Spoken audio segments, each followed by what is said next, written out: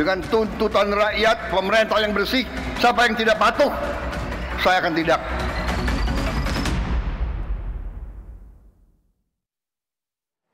Itu tadi, siapa yang tidak patuh, saya akan tindak. Saya sudah baik selama 100 hari ini, diharapkan ada kesadaran, Bang Hensat. Ya. Akankah reshuffle dalam waktu dekat? Ya, mungkin aja gitu ya. Kan dari hasil surveinya Kedai Kopi yang kemarin, terbaru nih. Itu ada yang tidak puas memang. Dan penyumbang terbesar ketidakpuasan publik terhadap pemerintahan Prabowo, itu perilaku pembantunya yang buruk, gitu kata masyarakat. Jadi kalau kemudian Pak Prabowo mengambil sikap atau merespon, ya itu selaras dengan hasilnya Kedai Kopi. Jangan-jangan Pak Prabowo baca juga ya hasil dari Kedai Kopi? Oh iya, baca. Kelihatannya memang baca sih. Soalnya mirip data-datanya. Timingnya pas, oke. Ya. Dan terus dari penilaian masyarakat juga, ada 38% bilang bahwa sebetulnya kabinet ini kan cuma bagi-bagi kursi aja. 38%, yang 50% lebih itu memang lebih ke kebutuhan Pak Prabowo. Ini ngomongin kabinet jadi batuk-batuk. Kenapa sih Bang? Mungkin ada yang nggak dicolek-colek kan mungkin sama ada yang ya? kesandung-sandung gitu ya. Jadi menurut saya kalau memang itu terjadi ya nggak apa-apa juga karena ada 3 biasanya alasan presiden melaksanakan reshuffle itu. Yang pertama adalah subjektivitas, like and dislike. Kemudian yang kedua kinerja, ya ada rapornya pasti. Kemudian yang ketiga politis gitu. Perhitungan politis ini diperhitungkan. Apalagi kan akan ada, bukan akan ada ya keputusan MK kan, partai yang sudah terverifikasi boleh mengajukan calon sendiri. Ini memang berat ngomongin kabinet ini. Nah itu dia, ini kami juga hadirkan di layar kaca Anda pemirsa jumlah menteri dan juga wakil menteri berdasarkan dengan partai politik. Karena kalau kita lihat secara keseluruhan begitu ya, jumlah pembantu presiden baik itu menteri, kemudian staf khusus, hingga kemudian utusan presiden jumlahnya cukup besar ya, ada 134 di sana Bang Hensa. Nah makanya kalaupun terjadi reshuffle itu kan nggak mungkin 1-2 aja.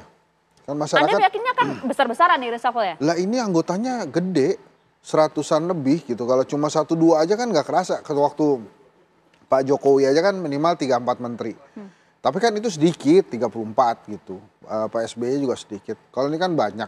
Jadi kalau cuma ganti 3-4 orang, ya orang nggak ngelihat ada reshuffle-nya kan. Ini ya mungkin justru jangan-jangan nanti yang dinilai adalah faktor yang nomor 1 itu. Faktor subjektivitas, like and dislike.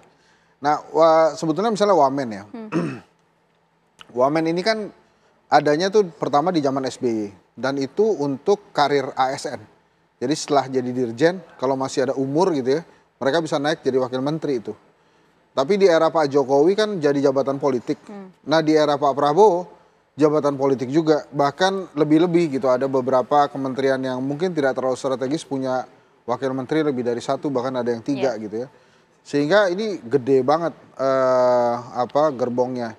Dan serunya lagi, mungkin para wakil menteri itu juga nggak merasa menteri itu atasannya. Karena sama-sama dilantik oleh presiden kan. Dan kita sudah lihat beberapa kali ada menteri dan wakil menteri yang nggak kompak gitu. Nah, yang mana tuh Bang? Ya, Ayah lebih paham lah ya, kan tinggal dilihat aja filenya TV One gitu. Terus juga ada beberapa case memang yang meresahkan masyarakat kan.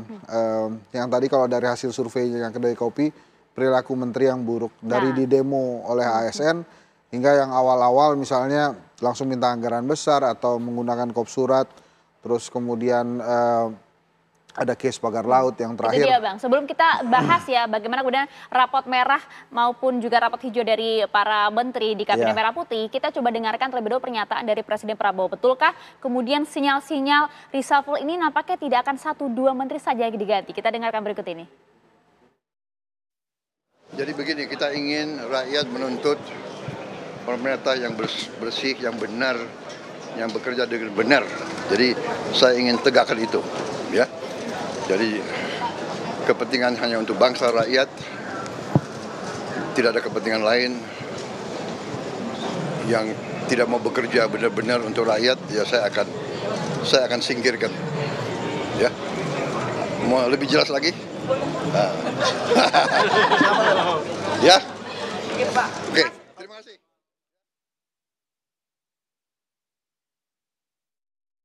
rakyat akan saya singkirkan. Ada yang menarik sih dari komentar publik ya, dari netizen.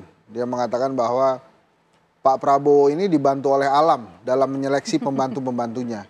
Tapi memang bantuan alam itu quote and quote yang terakhir-terakhir ini nggak enak tuh. Misalnya ada antrian gas LPG, ada yang meninggal. Kemudian di jalanan juga ada korban jiwa hingga 8 yang meninggal pada saat peristiwa di jalan tol Gerbang Ciawi. Yang itu membuat akhirnya kita lebih mengenal siapa Menteri Perhubungan kita kan. Oh ini Menteri Perhubungan kita gitu. Jadi memang banyak hal yang kemudian muncul secara perlahan ke permukaan untuk menunjukkan kinerjanya masing-masing. Mungkin dan yang paling menghebohkan menurut saya adalah tudingan dari Menteri PU kepada Menteri Sri Mulyani. Anggaran IKN pembangunannya susah dilanjutkan nih, anggarannya dipotong sama Sri Mulyani gitu. Nah itu kan seru sendiri tuh. Nah, itu dia. Jadi memang betul juga, ya memang bukan hal bercandaan ya pada saat ada idiom yang mengatakan maha benar netizen dengan segala X-nya gitu ya. Nah ini kelihatannya juga kejadian. Nah masing-masing menteri ini pada saat ditanya gimana IKN, nggak ada anggarannya dipotong sama Sri Mulyani. Enak Itu aja dia, gitu mungkin gitu. nanti kita akan tanyakan ke Bang Heniko apakah betul ya ini karena berdasarkan opini publik kemudian Presiden menyatakan hal ini. Tapi sebelumnya saya mau ke Bang Doli dulu. Bang Doli, nampaknya Bang Hensa menilai ini betul akan reshuffle dalam waktu dekat. Bahkan bukan cuma 1-2, akan besar-besaran nih. Golkar bagaimana melihatnya, kan banyak juga menteri di Kabinet Merah Putih. Bang Doli. Ya tentu kami sebagai partai bagian dari koalisi pemerintahan ya yang memberikan dukungan penuh dari awal kepada Pak Prabowo dan Pak Gibran sebagai calon presiden, wakil presiden dan kemudian terpilih jadi presiden, wakil presiden. Ini kan memberikan dukungan penuh, itu komitmen kami.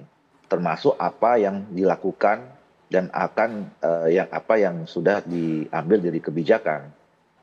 Apalagi kalau kemudian nanti memang presiden menggunakan hak-haknya dan salah satu haknya itu adalah melakukan reshuffle, ya itu hak prerogatif. Jadi itu adalah bagian dari dukungan dan komitmen kami terhadap semua kebijakan yang diambil oleh Pak Prabowo sebagai presiden.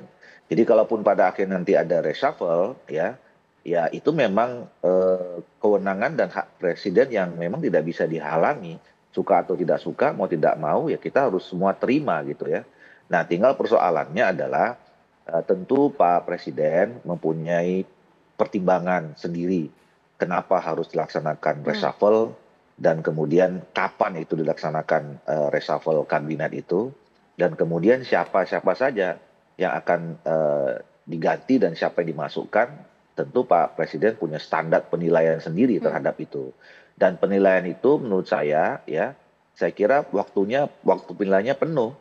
Ketika pada saat mereka semua menteri-menteri ini dilantik, wakil menteri ini dilantik sebagai menteri dan wakil menteri, ya pada saat itu juga lah proses penilaian itu terjadi sampai saat ini, sampai nanti reshuffle itu betul-betul memang terjadi. Bang Doli. Nah, dan kami ya. Ya, kalau Anda tadi sampaikan siapa dan juga bagaimana, kalau menurut Anda sendiri sebenarnya bagaimana kemudian kinerja dari para menteri yang merupakan juga kader Partai Golkar selama ini di Kabinet Merah Putih?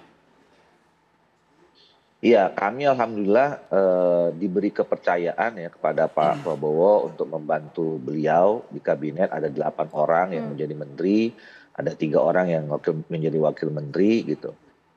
Kami tentu berterima kasih karena Pak Prabowo memberikan apresiasi yang luar biasa terhadap Partai Golkar. Dan ini tentu kami jawab ya, kami mengirimkan kader-kader terbaik kami ya, termasuk salah satunya adalah Ketua Umum Pak Bahlil Lahadiah yang tentu mereka ini adalah orang-orang yang sudah teruji, punya pengalaman ya tentang pengabdian, pengalaman bekerja dan seterusnya di dalam bidang pemerintahan.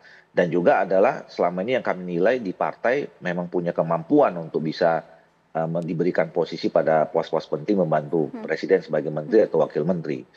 Nah yang jelas adalah kader-kader terbaik ini akan melakukan tugasnya pertama loyal terhadap presiden, terus kemudian menunjukkan dedikasi yang tinggi terhadap dari pekerjaannya untuk kepentingan bangsa, negara dan rakyat Indonesia. Itu saya kira jaminan yang diberikan oleh Partai Golkar. Gitu. Jaminan Partai Golkar dengan 11 orangnya yang berada di Kabinet Merah Putih nampaknya tetap sejalan menurut Bang Doli. Kalau PKB bagaimana? Kalau kita lihat kan ada 2 orang ya di Kabinet Merah Putih, gitu. Ada Menko, ada yang Menteri. Tapi sebagai pendatang baru di Kim Plus, deg-degan nggak Bang? Oh tidak, kita PKB alhamdulillah kebetulan Ketua Umum kami sebagai salah satu Menko dan juga wakil, dan satu lagi wakil Menteri Perindustrian ya. Kita lihat kinerja Ketua Umum kami alhamdulillah terbaik mungkin. Kalau saya bisa mengatakan, kalau kita lihat di survei terpopuler. Terpopuler salah satu survei bahwa Pak Muhaimin itu terpopuler di antara menteri yang ada. Yang kedua, misalnya data tunggal yang selama ini sekian lama dan sekarang terselesaikan. Dan hubungan PKB Ketua Umum dengan Presiden Pak Prabowo sangat bagus dalam artian berdasarkan kinerja. Dan kita mendukung pemerintahan walaupun kita datang di akhir. Meskipun kalau tadi Bang Hendra sampaikan bahwa reshuffle tuh ada yang berdasarkan subjektivitas, kinerja, dan juga politis nih Bang. Saya rasa PKB hari ini alhamdulillah kinerja menteri yang ada di Kementerian Pak Prabowo bagus semua, sangat bagus menurut saya. Dan yang kedua juga hubungan politis baik, semuanya hubungan baik dan mendukung penuh pemerintahan Pak Prabowo. Oke, menarik. Dan kalau misalnya kita cermati lagi gitu ya, apa yang disampaikan oleh Presiden Prabowo, kan dengan tegasnya gitu sampaikan, bagi siapa yang bandel, dablek, gak nurut gitu ya. Kok sampai keluar kata-kata ini? Jadi penasaran begitu, kalau dirujuk selama ini memang Bang Henrico ada tidak sih kemudian para menterinya begitu ya, yang gak komunikasi gitu dengan Pak Presiden? Ya, makasih Mbak Maria. Kami dari Kantor Komunikasi Kepresidenan tidak punya wewenang untuk menilai kinerja para menteri. Namun kami berterima kasih kepada para netizen, akademisi yang memberikan masukan, kritikan, saran untuk perbaikan kabinet Prabowo Gibran. Yang bisa kami sampaikan dari Kantor Komunikasi Kepresidenan adalah apa yang sudah dinyatakan oleh Presiden. Dan Presiden Prabowo sudah menyampaikan ucapan terima kasih kepada seluruh anggota Kabinet Merah Putih. Banyak hal yang perlu kita syukuri. Kami perlu meluruskan bahwa ini bukan kabinet yang besar, ini kabinet yang terfokus. Kita negara besar, ya, kita 1.340 suku bangsa, ada 280-an juta. Negara kita ini besar sekali. Ya, nomor 4 yang terbesar di planet bumi. Artinya yang diurus itu banyak sekali. Nah, sekali lagi, kalau kita umpamakan pemerintahan ini seperti pertandingan sepak bola yang 90 menit, maka 3 bulan ini setara dengan 5 menit.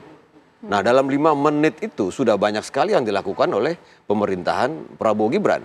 Seperti yang misalnya kenaikan UMP 6,5%, kemudian dalam 2 bulan sudah menghemat 3,6 triliun, kemudian waktu Natal dan Tahun Baru itu tarif tol diturunkan, tarif pesawat diturunkan, sekarang haji juga diturunkan, penghapusan utang untuk UMKM, swasembada pangan, kemudian beras, jagung, gula, garam, sekarang kita sudah tidak impor lagi. Dan tadi kami lihat juga di media sosial, para petani mengucapkan terima kasih Pak Prabowo. Itu sekarang dia, harga gabah kering sudah 6.500. Ucapan terima kasih untuk Presiden Prabowo. Bagaimana kemudian para menteri ini juga bisa kinerja gesit juga sesuai dengan Presiden itu loh. Wakil Presiden kita, Bapak Gibran, itu sudah mengatakan tidak ada visi wakil presiden. Para menteri juga mengatakan tidak ada visi menteri. Semuanya adalah visi dari Presiden kita, Bapak Prabowo Subianto. Karena kepemimpinan itu membutuhkan disiplin, membutuhkan loyalitas. Tapi loyalitas ini kami tekankan bahwa Presiden tidak ingin para menterinya setia terhadap dia. Tapi ini kesetiaan yang hakiki, kesetiaan terhadap bangsa dan negara. Makanya Presiden itu sebetulnya kalau kita bahasakan dengan sangat mudah, Presiden Prabowo tidak ingin kepala daerah, aparat penegak hukum, kemudian para menteri itu masuk penjara karena korupsi. Sederhananya begitu. Karena itu akan melukai perasaan masyarakat. Makanya itu disampaikan terus-menerus. Karena kalau pasti saja ya, jadi gini. Dalam setiap kesempatan Pak Prabowo itu pasti akan menggunakan kesempatan itu untuk mengingatkan para menteri ini jangan korupsi, jangan pungli, jangan judi online, jangan terlibat penyelundupan, jangan jadi backing kejahatan. Itu terus yang akan disampaikan oleh Presiden Prabowo. Mengingatkan anak-anaknya gitu ya. Setelah Harlah NU ini, kami meyakini Presiden akan terus mengingatkan siapapun itu agar jangan menjadi pengkhianat terhadap negara kesatuan Republik Indonesia. Begitu. Karena kalau kita lihat beberapa waktu terakhir ini kan juga nampaknya ada statement yang berbeda, baik itu antara statement jajaran menteri maupun juga kemudian keputusan dari Presiden. Apakah memang komunikasi antara menteri dan juga Presidennya ini nampaknya lancar atau tidak sih? Sebenarnya itu yang kita ingin tanyakan ya. Bang Hensa mungkin bisa kasih pencerahan sesaat lagi ya Bang ya. Kita tahan dulu. Usai jeda pemirsa.